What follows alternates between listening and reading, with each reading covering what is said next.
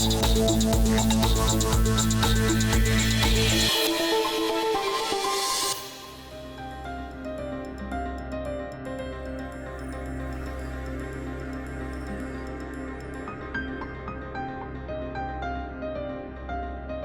Jill Klein is an esteemed academic and award-winning author with more than 30 years of teaching experience. Her specialties are resilience, decision-making, and managerial judgment. She has taught senior executives and MBA students in top-tier business schools around the world, including Kellogg Graduate School of Management, Northwestern University, INSEAD, and Duke University.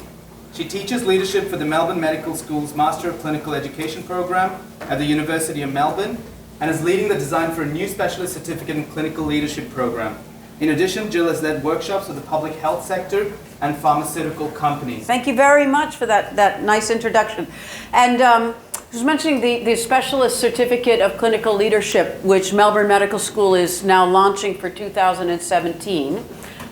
So it's two subjects, one teaches about leadership and one teaches about leading change. So if it's something you're interested in, have a look at the Melbourne Medical School website and you can learn more about that. So we're very excited about that. But I'm going to be talking to you about decision-making biases, and then also about some research that we've started doing looking at how doctors feel about error and how they anticipate making an error and how they respond when errors are made. And that was the subject of the survey that you did.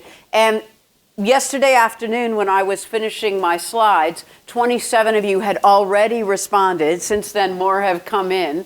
So I'm able to show you some very preliminary findings from the research. And I think it's pretty interesting. I'm very encouraged. Okay, so thank you very much for taking the time to do that. Sorry, got to just turn this on, I guess. There we go. When we think about doctor error, the rate of diagnostic error in clinical medicine is about 15%. And that's just diagnostic error, so that's not treatment error, that's not giving the wrong medication, which is a common source of errors, say, in hospitals. So it's diagnostic error. It looks like it accounts for about 7 to 17% of adverse events. It depends on which study that you look at, but these are studies done in developed countries, including Australia. And many basic diagnoses actually show a high inter-doctor. So if you ask two different doctors, they have different ideas, which probably doesn't surprise you.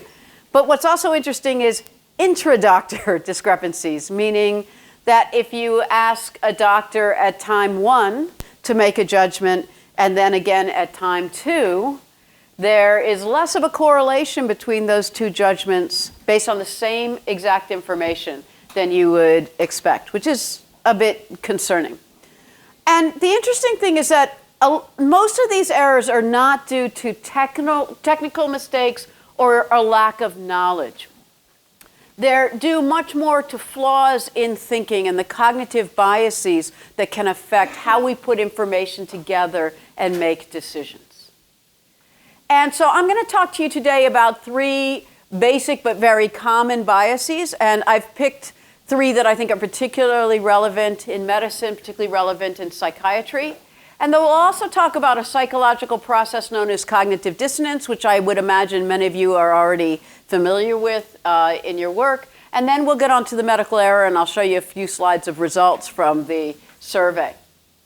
So overconfidence bias is ubiquitous. It's, most of us suffer from it.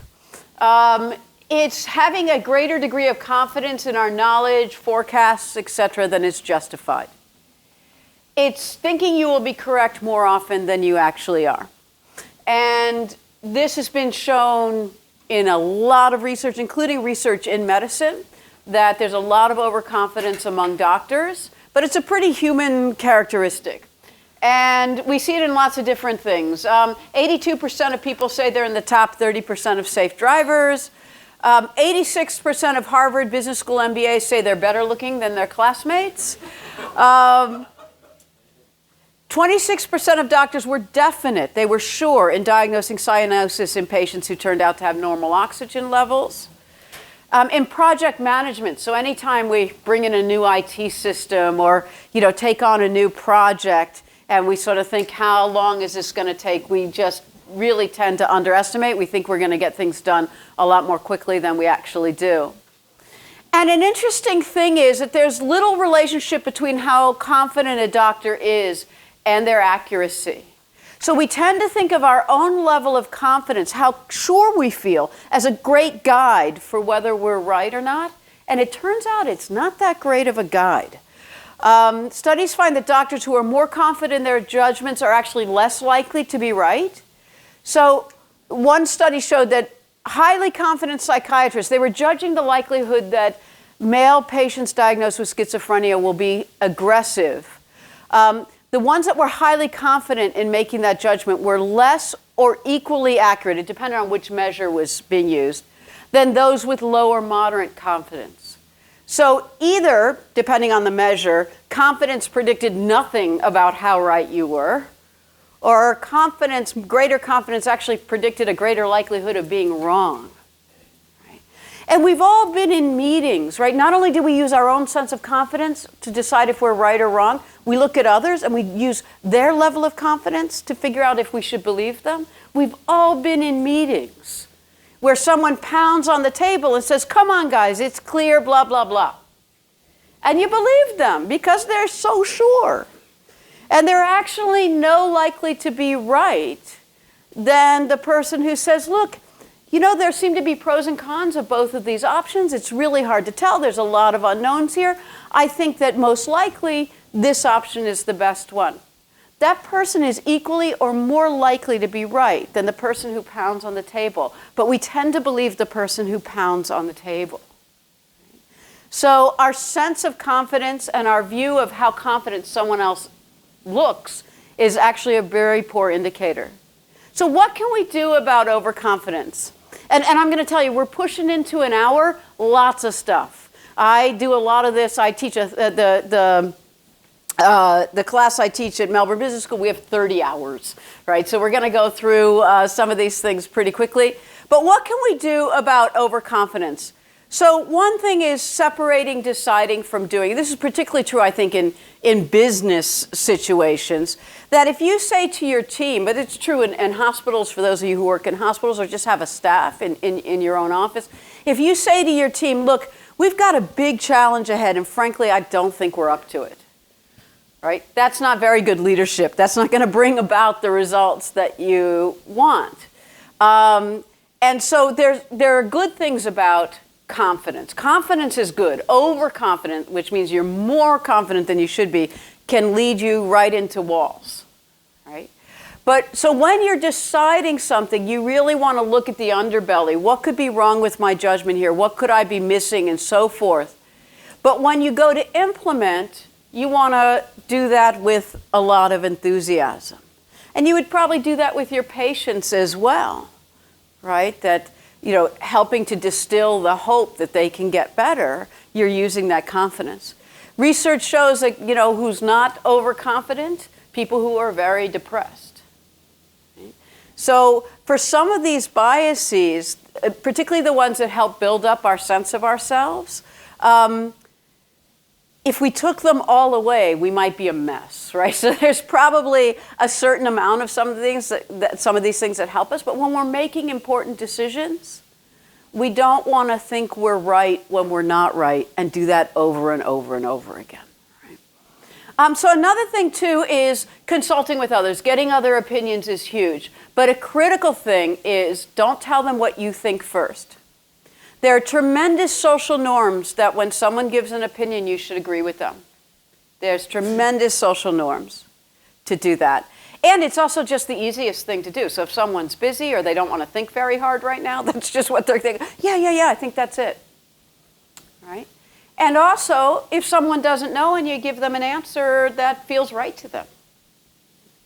So it's best to present the scenario or the situation to somebody, or maybe they've seen it too, and ask them what they think. Go around the room. If there's a few people, go around, what do you think, what do you think, what do you think? Then say what you think, and then start pulling it all together.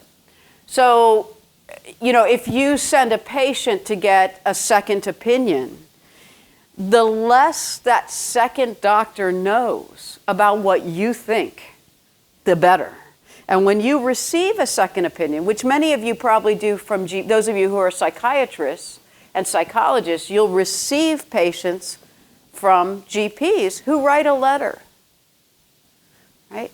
So there may be overconfidence in that person's judgment that then affects your judgment, leads to expectations that you have, right? So you want as much independence of judgments as you possibly can get.